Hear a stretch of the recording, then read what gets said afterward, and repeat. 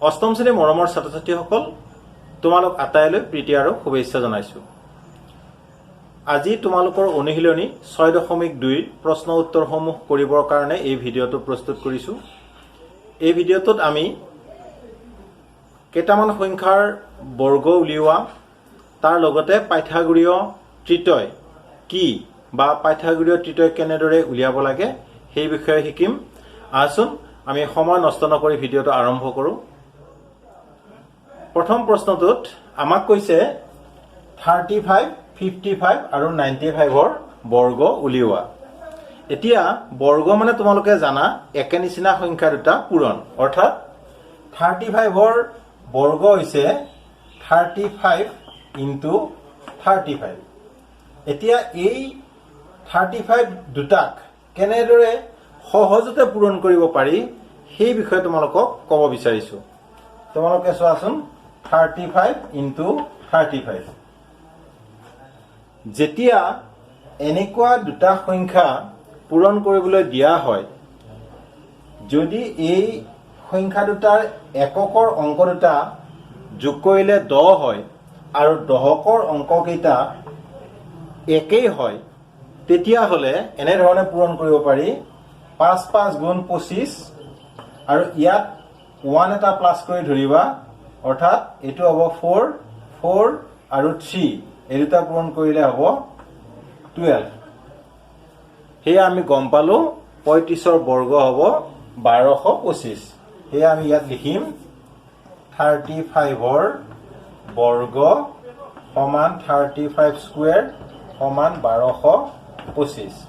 ঠিক তেনেদৰে 55ৰ বৰ্গ সমান 55 স্কুৱেৰ।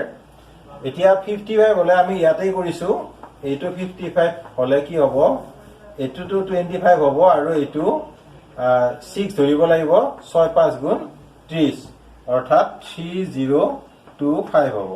ঠিক তেনেদৰে 95টোক আমি কৰিম 95 স্কুৱেৰ ইজ ইকুৱেল টু এইটো 95 5 5 গুণ 25 থাকিল আৰু ইয়াত 10 হ'ব, 10 9 গুণ 90 হ'ব, অৰ্থাৎ 9025 হ'ব।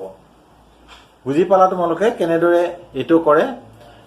এতিয়া এটা কথা মন কৰা, ইয়াত 5 আৰু 5 থাকিলেই যে এনেকুৱা হ'ব তেনেকুৱা কিন্তু নহয়। যিকোনো সংখ্যাৰ ক্ষেত্ৰতে আমি এই পদ্ধতি ব্যৱহাৰ কৰিব পাৰিম।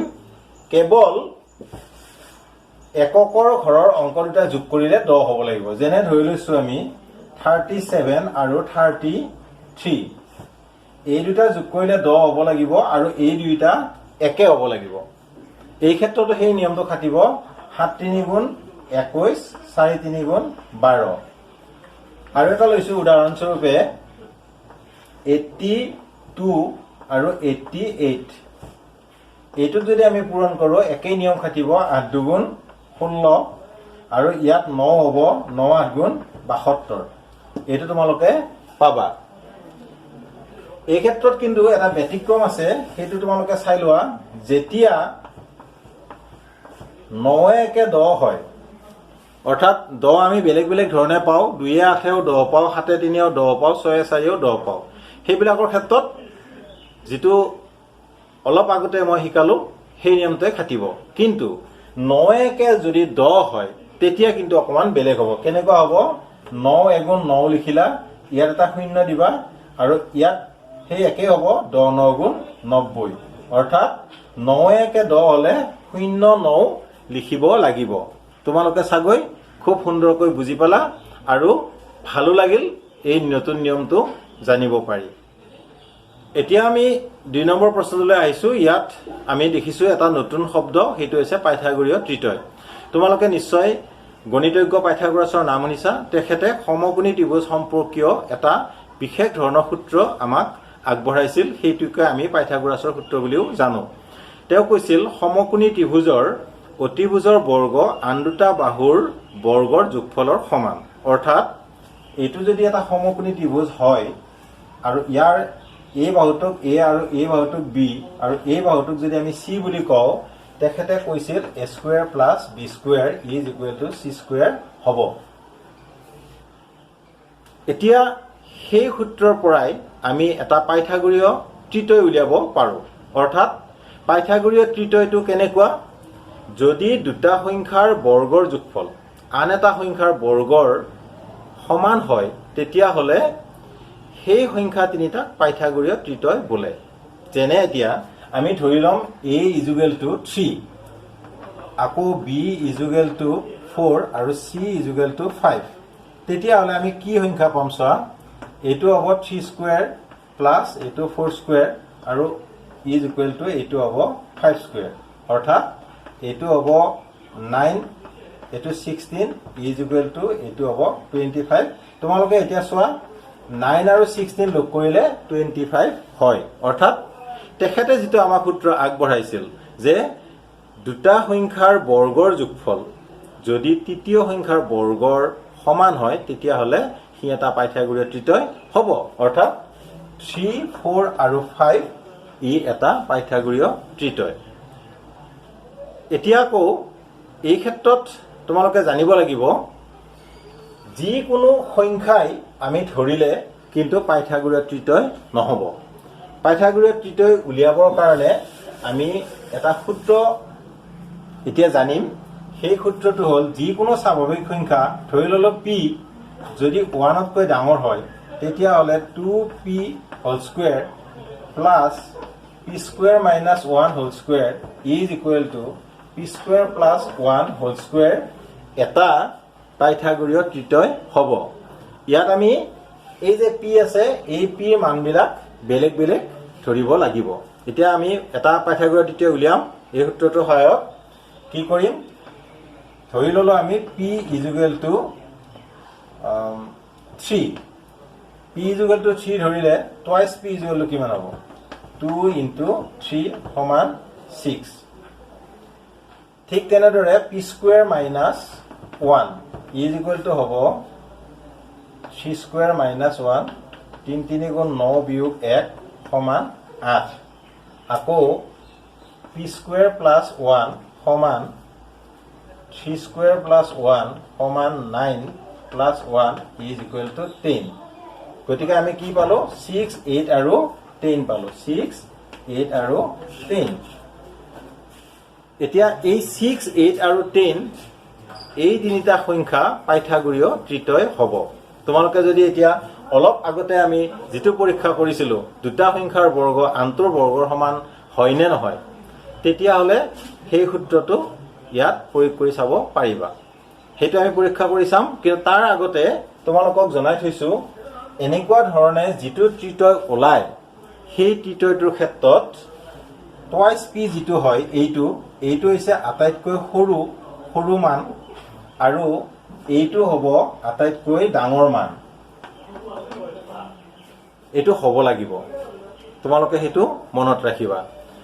এতিয়া আমি এইটোক আমি সেই সূত্ৰটো প্ৰয়োগ কৰিলে কি হয় নে নহয় চাম। কি আছিলে? এই ক্ষেত্ৰত হ'ব 6 square plus 8 square is equal two 10 square. মানে এনেকুৱা হ'ব লাগিব। হয়নে নহয় আমি চাই লৈছো।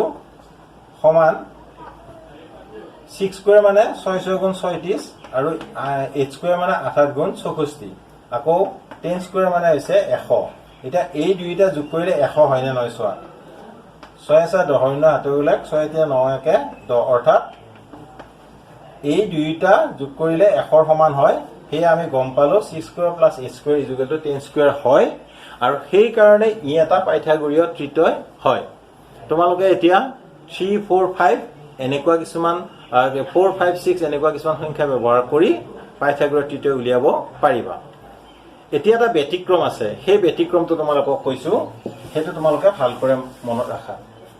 যদি আমি p ৰ মান 2 ধৰো তেতিয়া সেই পাইথাগোৰীয় ত্ৰিতয়টো কি হ'ব সেইটো আমি চাওঁ। তাত হ'ব 2p is equal two 2 into 2 is equal two 4। আকৌ p square minus 1 is equal two 2 square minus 1 is equal two 4 minus 1 is equal two 3 আৰু p square plus 1 is equal two 2 square plus 1 is equal two 4 plus 1 is equal two 5। এতিয়া চোৱাচোন 3, 4, 5 ই এটা পাইথাগোৰীয় ত্ৰিতয় আমাৰ সূত্ৰ মতে হ'ল সূত্ৰ মতে পাইথাগোৰীয় ত্ৰিতয় ই এটা হৈছে কিন্তু এই ক্ষেত্ৰত তোমালোকে চোৱা সূত্ৰ মতে কৈছিলে যে টুৱাইচ পিটো আটাইতকৈ সৰু হ'ব লাগিব আৰু পি স্কুৱেৰ প্লাছ 1 টো আটাইতকৈ ডাঙৰ হ'ব লাগিব এতিয়া সেইটো হয় পি স্কুৱেৰ প্লাছ 1 টো আটাইতকৈ ডাঙৰ কিন্তু টুৱাইচ পিটো আটাইতকৈ সৰু নহয় গতিকে এই ক্ষেত্ৰত আমাৰ যেটো সিদ্ধান্ত দিয়া হৈছিল আগতে সেই সিদ্ধান্তটো কিন্তু নাখাতে এনেকুৱা আৰু কিছুমান সংখ্যা আছে যিবিলাক সংখ্যাৰ ক্ষেত্ৰত পাইথাগোৰাছৰ মানে এই তৃতীয় সূত্ৰটো নাখাতে তোমালোকে নিশ্চয় এতিয়া খুব সুন্দৰকৈ বুজিলা তোমালোকৰ কাম হ'ব এনেকুৱাকে পাইথাগোৰীয় তৃতীয়টো উলিওৱাৰ পিছত তোমালোকে যেটো যিকেইটা সংখ্যা পাবা সেই সংখ্যাকেইটাৰ বৰ্গকেইটাৰ যোগফল মানে দুটা সংখ্যাৰ বৰ্গৰ যোগফল আনটোৰ বৰ্গৰ সমান হয় নে নহয় হেতু পৰীক্ষা কৰি চাবা তেতিয়া হলে হেতু পাইথাগোৰীয় তৃতীয় হ'ব এতিয়া এইটো কিন্তু যদিও সূত্ৰটোত পৰা নাই তথাপি হেতু পাইথাগোৰীয় তৃতীয় হয় নহয় বুলি নাভাবিবা কেৱল এই সিদ্ধান্তটো সেই সূত্ৰত সংখ্যা কেইটা ক্ষেত্ৰত মানি লোৱা নহয় নিশ্চয় তোমালোকে অংকটো সুন্দৰকৈ বুজিলা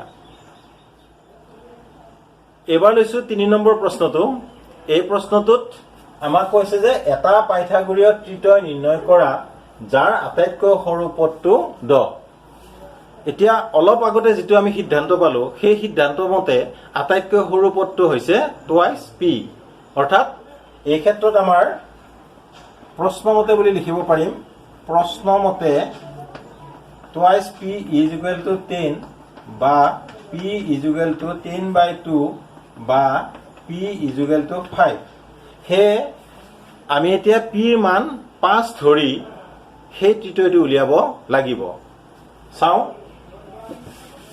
আমি ইতিমধ্যে গম পালো পি ইজ ইকুৱেল টু 5 আৰু twice P is equal two 10 গতিকে এটা ওলাই থাকিল আমাৰ দ্বিতীয়টো আমি উলিয়াম P square minus 1 is equal two 5 square minus 1 is equal two 25 minus 1 is equal two 24 ঠিক তেনেদৰে পি স্কয়াৰ প্লাস 1 টো উলিয়াও হেতু হ'ব 5 square plus 1 25 plus 1 is equal two 26 অৰ্থাৎ এতিয়া আমি গম পালো তৃতীয়টো হৈছে 10 24 আৰু 26 এই ক্ষেত্ৰত আমি আকৌ এতিয়া প্ৰমাণ কৰি চাম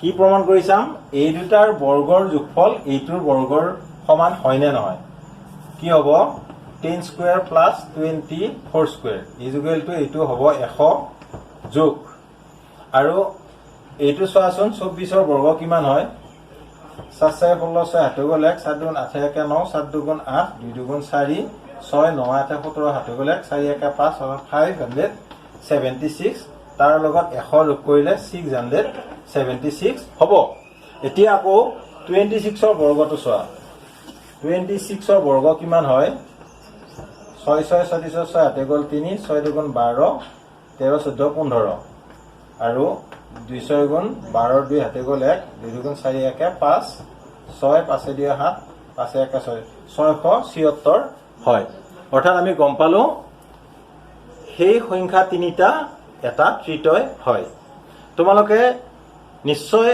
আজি এই অংককেইটা বিশেষকৈ পাইথাগোৰীয় তৃতীয় ইয়াৰ যিখিনি সীমাবদ্ধতা বুলি কতে তোমালোকে নিশ্চয় বুজিছা সেইখিনি সুন্দৰকৈ বুজিছা আৰু যদি তোমালোকৰ বুজাত কিবা অসুবিধা হৈছে তেতিয়া হলে মোক কমেন্ট কৰি জনাবা আজি আমাৰ মুছলমান ভাইসকলৰ কাৰণে এটা পবিত্ৰ দিন ঈদ এই ঈদৰ শুভেচ্ছা মই তোমালোক আটাইলৈ জ্ঞাপন কৰিছো তোমালোকৰ আজিৰ দিনটো ভালে ভালে যাওক আৰু লগতে ঈশ্বৰে তোমালোকক দীৰ্ঘায়ু কৰক আৰু বিশেষকৈ পঢ়া শুনাৰ ক্ষেত্ৰত ভাল কৰি তোমালোকক এগৰাকী সুস্থ বা ভাল নাগৰিক হিচাপে গঢ়ি তোলক এই মোৰ প্ৰাৰ্থনা সদশেষত তোমালোক আটাইলৈ প্ৰীতি আৰু শুভেচ্ছা জনাই আজিৰ পাঠৰ ইমানতে সামৰণি মাৰিছো ধন্যবাদ